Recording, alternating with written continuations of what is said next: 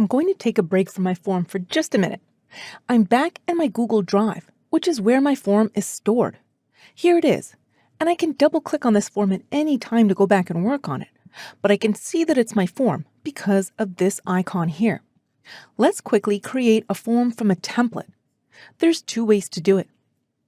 Click the New button on the top left-hand side in Google Drive. Hover your mouse over More. Hover your mouse over the arrow to the right of Google Forms.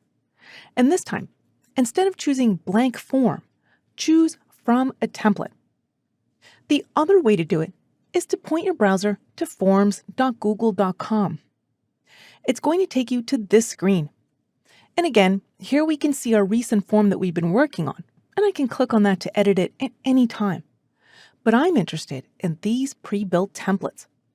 If I very quickly need to get a form up and running, I can use these pre-built templates from the gallery. I only see a few here, but there's many more. To access all of them, click the arrow to the right of the template gallery. It's going to open up all the choices. They have party invitations, customer feedback forms, t-shirt signups, event registrations. There's even work forms such as event feedback, order forms, applications, customer feedback, and time off requests. Even educators can do this. There's exit tickets, assessments, and course evaluations. To use any of these, all you need to do is pick the one that you want and click on it.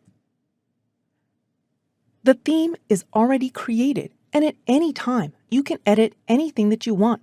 You can click inside all of these fields and change them. You can change the text and the questions, anything. You can delete and you can add. It's just an easy way to get you started if you're having trouble with your form or if you need to be up and running quickly.